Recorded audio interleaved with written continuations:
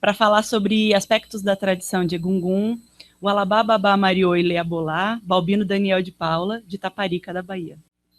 Eu já participei de vários encontros, de vários eventos promovidos pelo Estado. E nesses primeiros encontros, verificava-se que nós não tínhamos nada.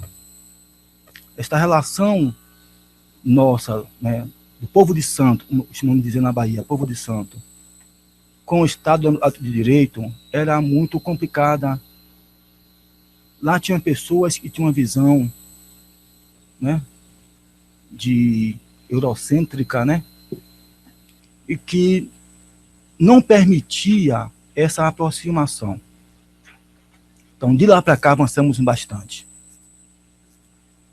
E nós não nos quedamos por conta dessas dificuldades. Os avanços também foram muitos.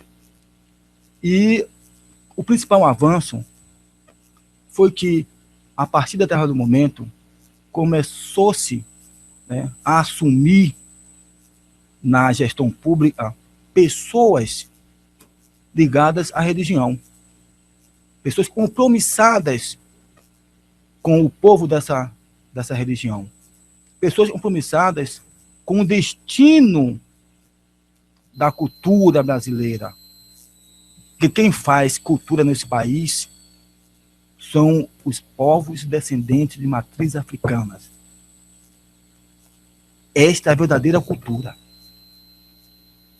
A cultura europeia, ela fica lá pelo sul e é fechadinha. Nós não. Nós divulgamos e expandimos essa cultura que entendemos que ela não nos pertence. Pertence sim ao povo brasileiro. E, diante disso, cada um de nós, e quando eu falava anteriormente, da oportunidade e do compromisso e da boa vontade que temos que ter, é nesse sentido.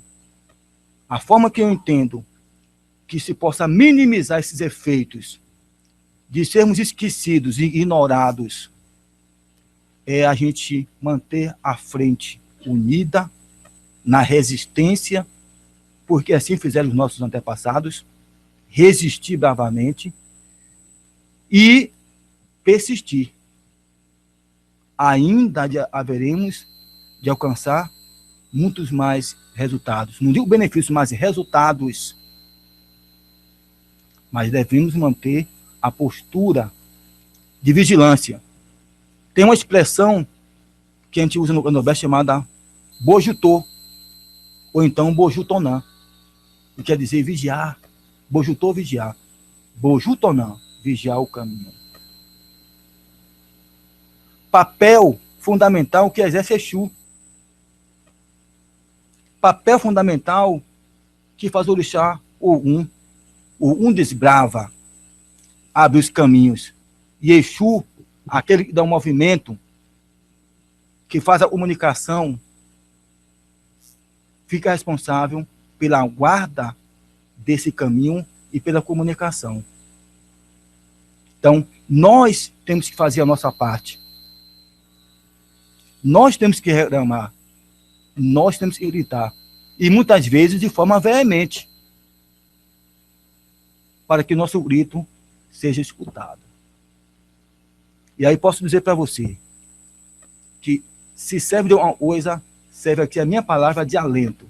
Grite, não tenha medo, porque nós, do Axé, não temos medo. Nem da morte, porque ela não existe. Quanto mais de seres humanos que necessitam ser orientados para melhor se conduzirem. Muitas vezes, isso que acontece é a falta de uma boa condução, a falta de amor ao seu próximo, a falta de visão daquilo que é valoroso para nós. Oiá que lhe abençoe, e abençoe todos nós.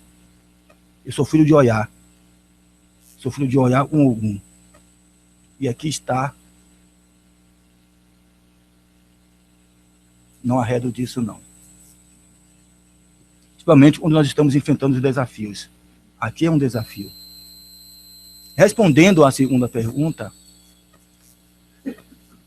dizem que a ilha de Itaparica é um dos territórios de mais ou maior energia cósmica existente aqui no globo terrestre. Tanto é que lá tem um templo da eubiose, né? A pirâmide que aponta, né, o seu cume para o céu. E talvez não tenha sido à toa que os terreiros de cultos ancestrais tenham se localizados lá. Talvez tenha sido uma leva de escravizados, que não existiam escravos, foram escravizados, na verdade, de homens escravizados, que de uma determinada região da África, que foram conduzidos para esse local. E aí, por isso, que o em Itaparica, né, teve essa proporção. Devo afirmar, inclusive, que nesta época não existia terreiro de culto aos orixás. Costumamos dizer que a ilha de Itaparica é terra de Ogum. Maiores explicações teóricas não se dá para você. Agora, sabemos sim que lá tem um campo de energia profundo. E assim, olha, os orixás têm um papel fundamental. Mas quem está mais próximo de Deus somos nós. Deus fez o homem à sua imagem e semelhança. E deu aos orixás a missão de nos orientar e nos conduzir dentro desse princípio. E talvez, por isso, Itaparica tenha essa proporção. A Itaparica tem um papel importante, inclusive no contexto histórico. Eu esqueci de falar aqui que nas batalhas de 1823, para a consolidação da independência do Brasil, Itaparica fez parte das batalhas do Recôncavo. Os terreiros de Ogum, eles tiveram um papel importantíssimo.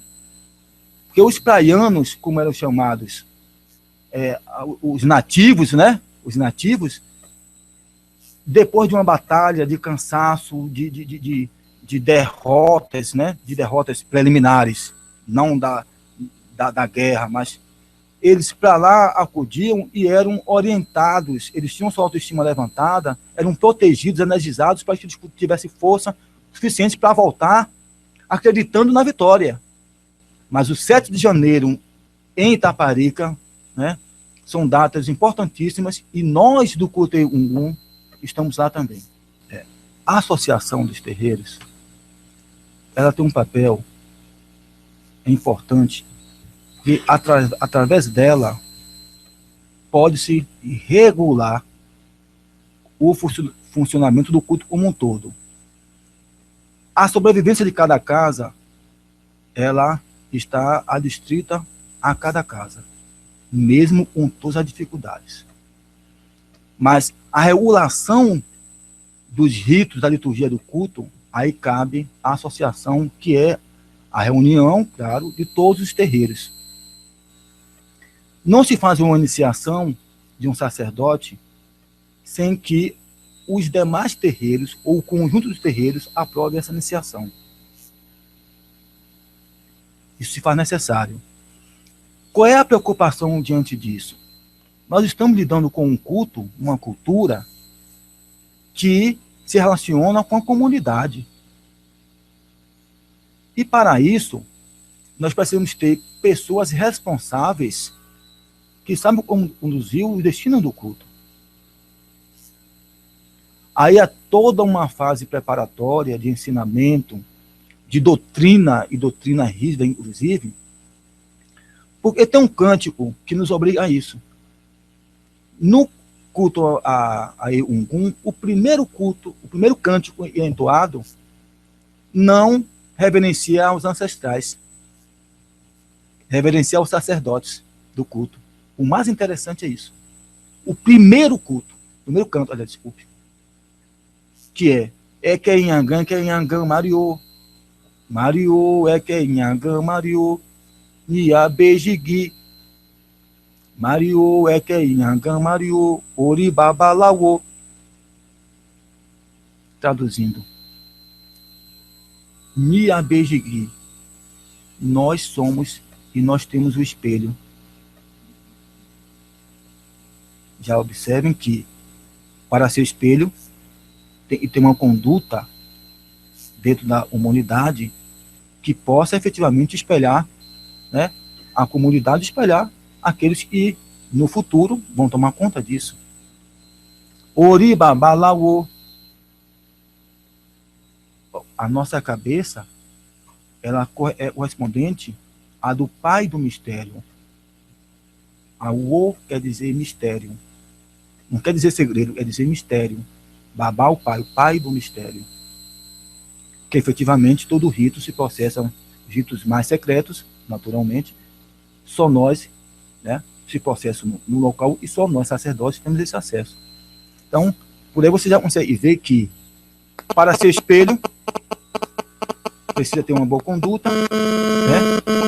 E aí, respondendo especificamente, a associação faz esse disciplinamento e envolve todas as casas que estão abertas. Se nós temos que decidir se vai abrir uma nova casa, quem decide somos nós. Reúne as condições para a abertura dessa nova casa. O sacerdote que vai abrir essa casa, ele tem o tempo de iniciação adequado, ele reúne o conhecimento litúrgico para que ele possa exercer esse papel. Então, são regras, né, que a associação dispõe e que tem que ser atendido por todos. Para falar sobre o culto, temos que ter autorização. Você não pode simplesmente estar em São Paulo e chegar lá uma reportagem e precisa falar sobre o culto. Não, a associação tem que saber disso. Quem é que vai falar sobre nós? E falar o quê? Para quê? Por quê? Então, existe essa definição clara, né? Existe esse respeito à hierarquia do culto, porque só os mais velhos aqui falam. Em nome de todos. O primeiro momento de aparição do ancestral é aquele ritual que eu falei do Aku, que é feito lá no meio do mato, né? É um ritual rápido, que acontece em um horário específico, que é o horário da transição, da abertura de um portal que liga um mundo ao outro, e não pode ser diferente, para que aquele ser, aquele um possa vir, receber aquilo que tem que receber e voltar. Esse é o primeiro momento. E aí, quando eu digo é fechado, porque as pessoas do EBE é que podem assistir. Ainda que não seja proibido que alguém convidado possa também assistir. Mas não é simplesmente chegar lá, eu vim, não tem nenhuma relação conosco, eu quero assistir. Quem é você? O que te traz aqui? Qual a sua intenção de assistir um ritual dessa natureza? Você acredita? Você é dos nossos? Seu propósito é bom? Pronto. Se é, venha participar conosco desse momento, que é importante. E aí vem o segundo momento, que é a aparição nas festas. Ok? Pronto. Quando o ancestral passa a fase de Ungum, ele reaparece após ser invocado na casa do mistério, que só os sacerdotes podem participar. Lá eles são invocados, né?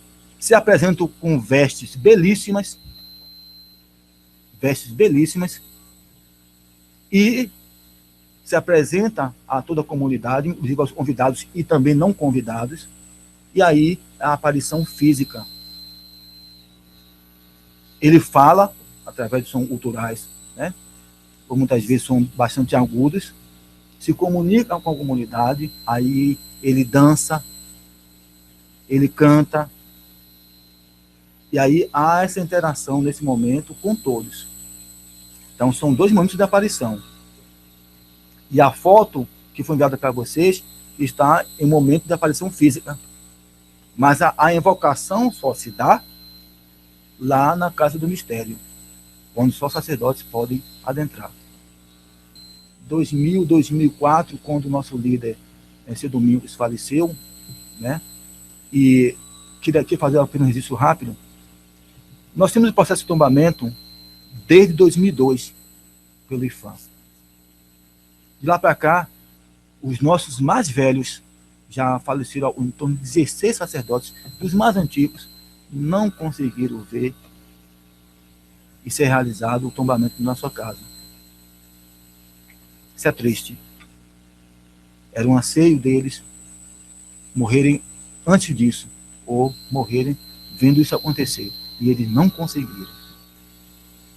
Pessoas com 70, 80 anos, com vasto saber sobre o culto, e queriam ver, né, a salvaguarda do terreiro, que eles tanto preservaram, tanto lutaram, queriam ver, pelo menos essa proposta de salvaguarda ser realizada e não conseguiram. Era a partir daquele momento passarmos a falar um pouco mais sobre o culto a Egungun, mas de uma forma apropriada. Não, com perdão, não os antropólogos, os pesquisadores, os acadêmicos, passando 2, 3 dias dentro do terreiro e depois passaram a escrever coisas sobre nós e muitas vezes em verdades que passavam a ser verdadeiras e que para nós contestarmos depois fica muito difícil.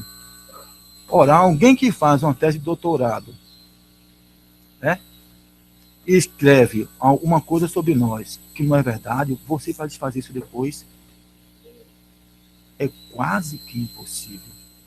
A não ser que você também tenha que fazer uma outra tese de doutorado e contestar aquela primeira. Então, a partir daí, a nossa associação, os terreiros associados, resolveu abrir um espaço para que nós pudéssemos falar sobre nós. Não estamos falando aqui de ritos, de liturgia, mas falar de quem somos nós. Qual é a nossa proposta? Aonde nós queremos chegar? E aí já responderei com relação à proteção das outras casas que são filhas, né? São consideradas filiais. É que, na verdade, eu já ouvi isso, inclusive, também em outros encontros com o Estado, de que é muito difícil você proteger a todas. É muito difícil. Mas eu entendo que, e a associação também entende, que a partir do momento que nós conseguirmos salvaguardar a casa matriz, né, considerada matriz, e a partir dela haver a reverberação, né, da proteção desse patrimônio material para as demais filiais, que haja esse entendimento, o que haverá aí, na verdade, é a dificuldade para proteger o espaço físico. Mas enquanto a proposta cultural de liturgia, de rito, isso estará protegido dentro da casa matriz, a partir de um trabalho também de gestão patrimonial desse material, que vai reverberar com certeza para as demais casas filiais. E aí, a associação terá que fazer esse trabalho.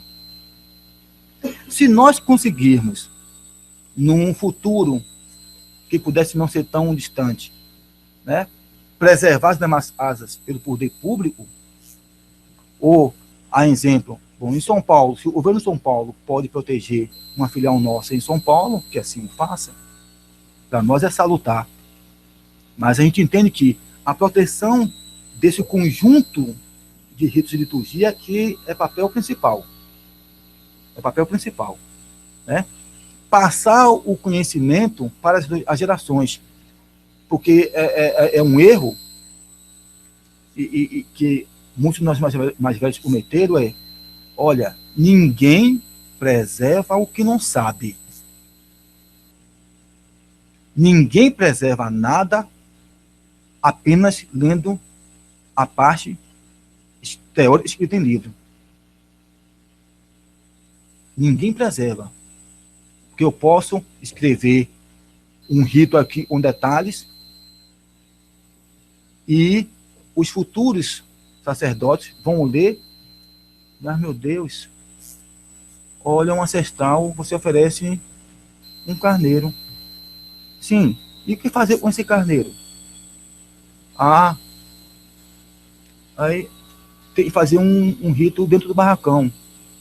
Bom, aí tô lá um carneiro dentro do barracão. E agora? Como é isso? Ah, diz que tem que fazer isso e isso, mas sim, mas como a gente faz essas coisas? Ora, pronto. Eu posso escrever aqui as palavras de invocação? Não posso. Eu tenho que ensinar, eu tenho que passar.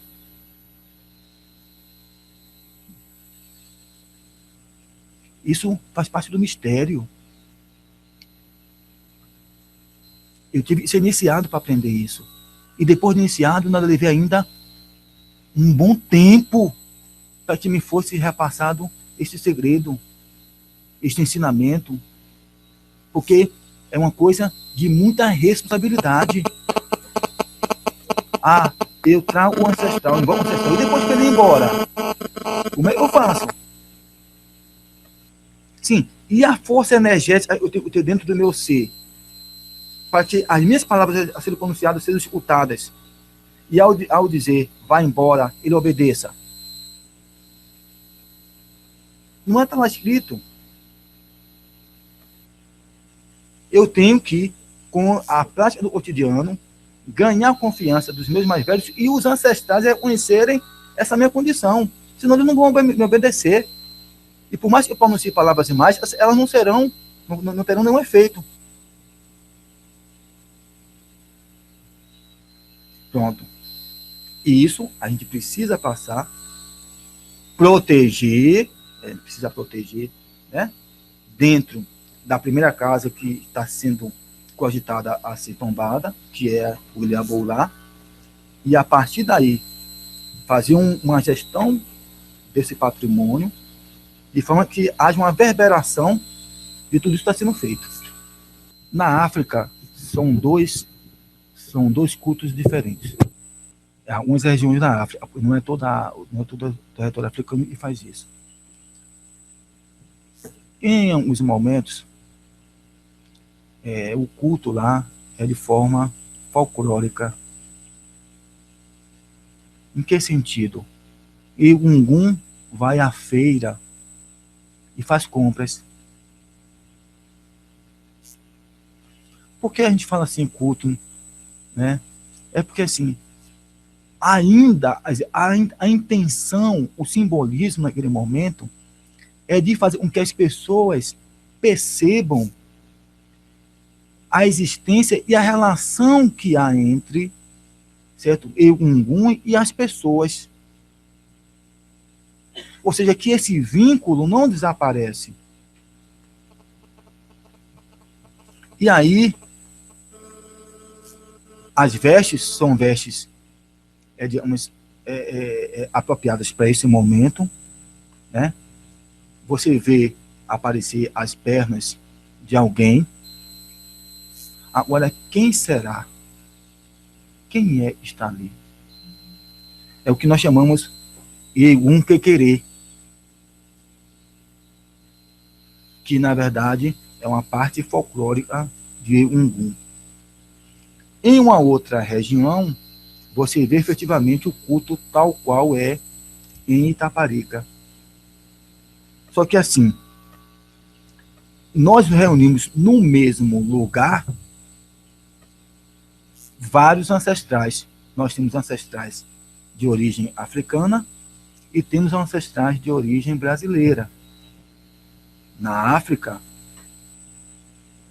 um determinado local cultua o ancestral daquela família. Para que se possa ver vários ancestrais diferentes, é quando acontece um encontro regionalizado, tá certo? De vários ancestros de várias famílias. É como se fosse um congresso, um encontro. Aí, entendeu? Mas em termos de liturgia, não é diferente, não. O mistério é o mesmo. Algumas coisas apenas diferem em termos de forma, formato, mas é a mesma coisa. Agora, o que nós entendemos aqui é que a religiosidade aqui onde nós cultuamos, ela é mais presente, ela é mais forte, menos folclórica. Essa é a diferença básica. Como eu falei, são 17 casas, 7 delas estão em outros locais fora de Itaparica. Recentemente, aconteceu um episódio em que, não vou citar um nome, na verdade, questão de ética, que não, a intenção aqui não é criar polêmicas. Mas eu assisti uma entrevista, né, que foi feita em uma rádio, em um estado, determinado estado, de um cidadão em que ele dizia que ele tinha sido iniciado por um babalaô, né, como Mogé na África. E nessa entrevista ele falava sobre o Ungum. E em determinado momento ele citou a casa do Bababolá, citou o Ilê Tuntum, que é o Oyate Tuntum, e falando algumas coisas.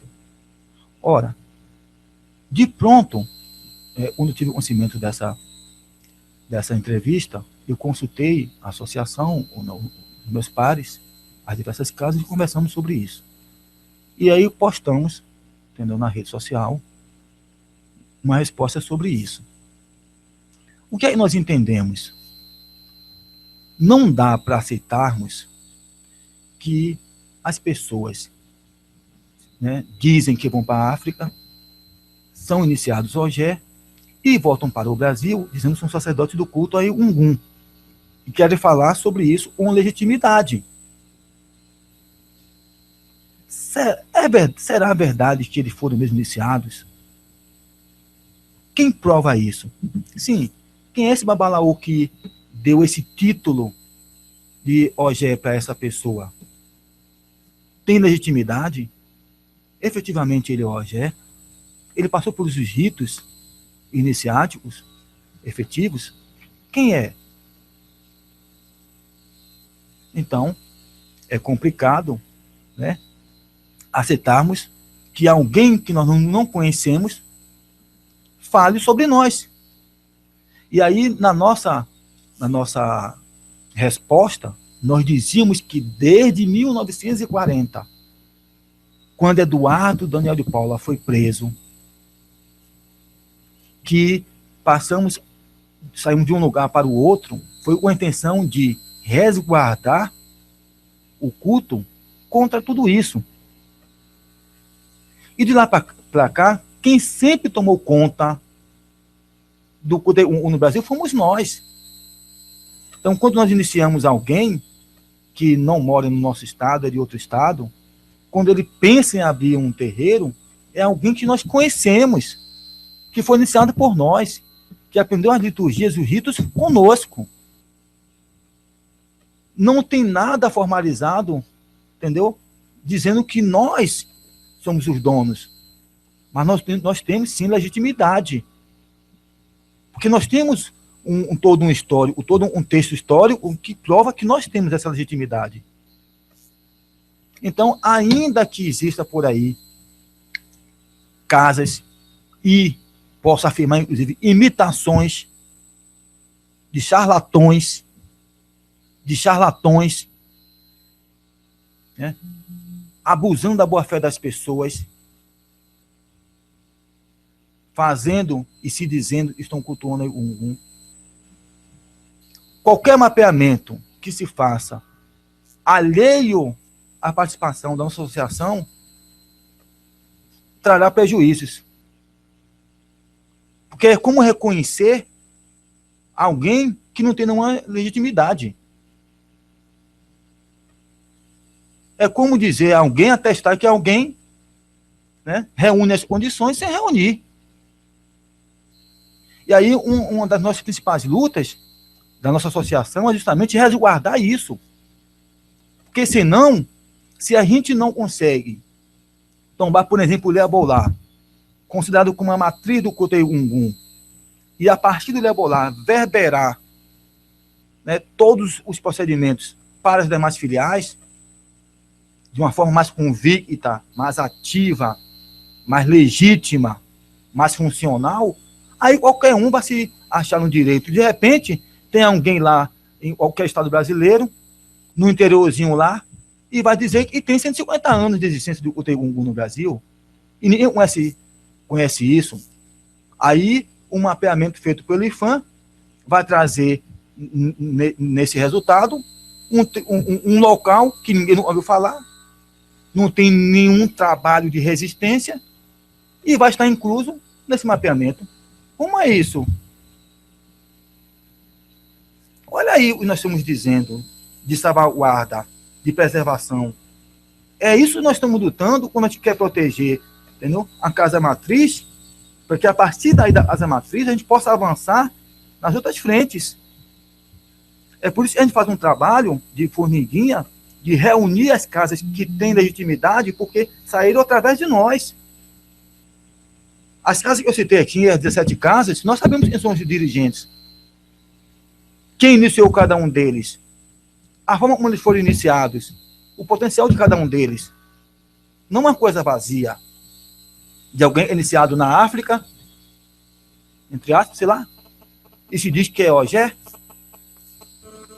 Ogé, eu não posso dizer que é, porque hoje a internet, as redes sociais falam e mais falam sobre isso. Reúna-se aí textos de vários escritores que falam sobre isso, de repente começa a dizer 2, 3 palavras e diz, é Ogé. É isso que nós não devemos permitir. Então, esse mapeamento, né, para mim, só é válido se for dentro dessa estrutura que eu acabei de citar. Que o culto de Gungun é diferente do culto aos orixás. Sabemos, aí vale a crítica construtiva, sabemos que tem várias casas que foram abertas, cujo sacerdote principal sequer tem um tempo de iniciação para abrir uma casa, sequer reúne os conhecimentos litúrgicos da religião para abrir uma casa, né? Usa para fins comerciais, para abusar da boa-fé das pessoas. E aí? Não é isso que nós estamos querendo para o culto de Gungun. E é por isso que nós somos tão fechados ainda. Pode se estender e abrir milhares de casas se for necessário, mas dentro de um padrão, entendeu, de respeito, entendeu? Funcional, dentro de uma doutrina hierárquica, entendeu? Conhecida por todos e, acima de tudo, legitimada por todos. Isso é o mais importante.